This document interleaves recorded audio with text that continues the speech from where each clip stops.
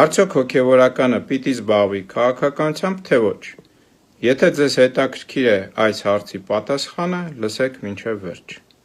Վերջին շրջանում Հայաստանի Հանրապետությունում մարդկանց մեջ տարածվում է քարոզչություն, որ ինչ գործ ունի հոգևորականը զբաղվելու քաղաքականությամբ։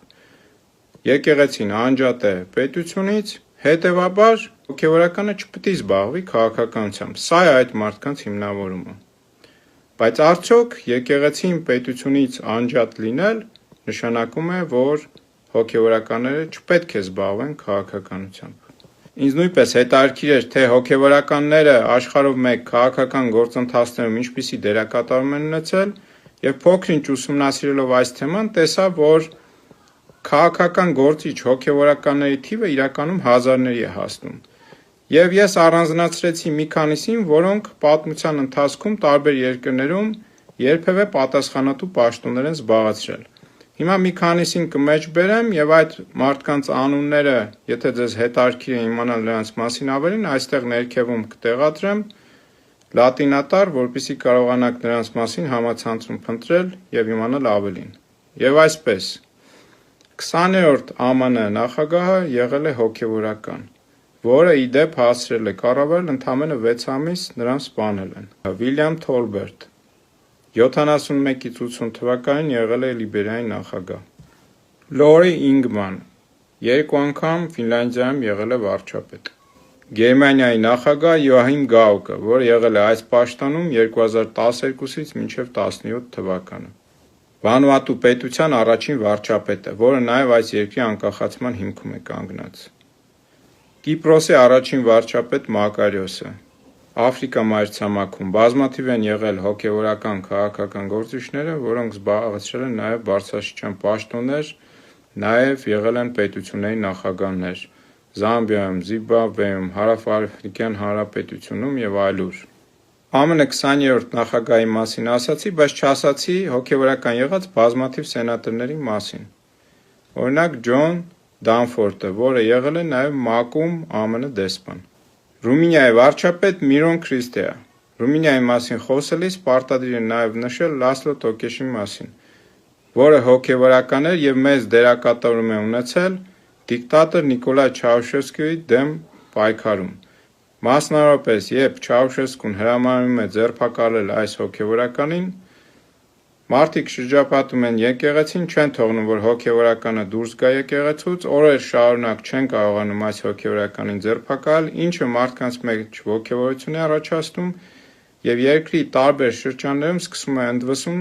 Իդեպ Լասլո Տոկեշը 2012 թվականներին Եվրոպարլամենտի փոխնախագահն էր նաև։ Հարգելի հայրենակիցներ, շեշտադրեմ, որ ես չեմ ասում, որ հոգևորականները կարող են ավելի լավ զբաղվել քաղաքականությամբ կամ լինել ավելի լավ կառավարիչներ, քան մնացյալը։ Հատկապես, երբ պատմության մեջ մենք ունենք նաև ձախողված եւ վատ ուժերի ծառայող հոգևորականներ։ Օրինակ Սլովակիայի առաջին հանրապետության նախագահը 39-ից 45 թվականներին, որ ծառայում էր Հիտլերի ռեժիմին։ Ես ընդամենը ասում եմ, որ այն քարոզչությունը, որ ձեզ մատուցվում է շարունակաբար տարբեր եթերներով, որ հոգևորականը չպետք է զբաղվի քաղաքականությամբ, կեղծ է։ Հատկապես երբ Հայաստանի Հանրապետության սահմանադրությամբ եւ օրենքներով հոգևորականներին տրված է նման իրավունք։ Մեջբերեմ համանուն հոդվածը խղճի ազատության եւ կրոնական կազմակերպությունների մասին Հայաստանի Հանրապետության օրենքի 13-րդ հոդվածից։ Ցիտում եմ, կարդում եմ այդ հոդվածը։ Պետությունը չի ֆինանսավորում ինչպես կրոնական կազմակերպությունների գործունեությունը, այնպես էլ աթեիզմի քարոզչությունը, միևնույն ժամանակ կրոնական կազմակերպությունների անդամներին ու սպասավորներին վերապահում է հասարակական ու քաղաքական կյանքին մասնակցելու իրավունք այլ քաղաքացիների հետ համահավասար։ Այսինքն ոչ միայն մեր օրենսդրությունը չի սահմանափակում հոգևորականների մասնակցությունը դրան, այլ նաև պետք է շեշտադրեմ, որ չի էլ կարող սահմանափակել, ինչու, որովհետև Հայաստանի Հանրապետությունը հանդիսանում է տարբեր միջազգային կազմակերպությունների անդամ, որոնք մարդու իրավունքների, մարդկանց ազատությունների, այդ թվում քաղաքական ազատությունների մասին 1000 ու մի դրույթներ ունեն, պահանջներ ունեն եւ հետեւաբար հոգեվորականների կողմից քաղաքականությամբ հետաքրքրվելը եւ քաղաքականությամբ զբաղվելը ամբողջովին նորմալ է, օրինական է, տրամաբանական է։ Հարց է առաջանում. ինչու է այս իշխանությունը, որը տանում է այդ քարոզչությունը, կրկնեմ այն է, որ հոգեվորականը չպետք է զբաղվի քաղաքականությամբ, ինչու է այս իշխանությունը, այդ քարոզչությունը, այդ կեղծ օրակարգը մարդկանց մեջ տարածում։ Պատճառը շատ պարզ է։ Հայ առաքելական եկեղեցին ազգային ինստիտուտ է, սրա մասին բազմիցս ենք նշել, որի շահառուն, բացարձակ շահառուն հայ ժողովուրդն է, այսինքն այս ազգային ինստիտուտը բացի հոգևոր պահանջմունքներ բավարարելուց հայ ժողովրդի միասնության, բարեկեցության ազգային ինստիտուտ է, որը ունի հազարավոր տարիների պատմություն։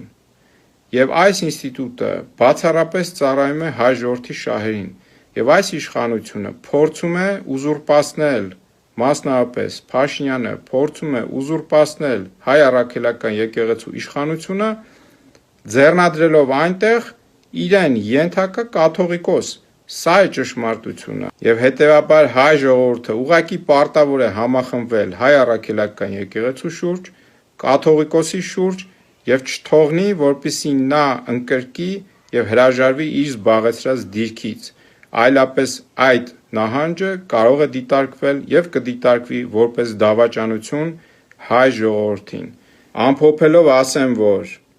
համոզմունքս է, որ հոգեվորականները ոչ միայն իրավունք ունեն, այլ նաեւ պարտավոր են զբաղվել քաղաքականությամբ, երբ հայ ժողովուրդը եւ հայկական պետությունը գտնվում է նման ծանր վիճակում, երբ իշխանությունների կողմից շարունակաբար հայ ժողովրդի տարբեր շերտեր միմյանց դեմ են հանվում, երբ շարունակաբար մեզ պառակտում եւ թուլացնում են, հայ առաքելական եկեղեցին ոչ միայն մեր հոգևոր պահանջմունքները բավարարելու առաքելությունը պետք է կատարի, այլ նաեւ պարտավորություն ունի միասնական դարձնելու մեր ժողովրդին եւ այս արհավիրքների դեմ համախմբելու, որպեսզի կարողանանք դուրս գալ այս ծանր վիճակից եւ Հայաստանի Հանրապետությունում հաստատվի հայի շահեր սպասարկող հայկական իշխանություն։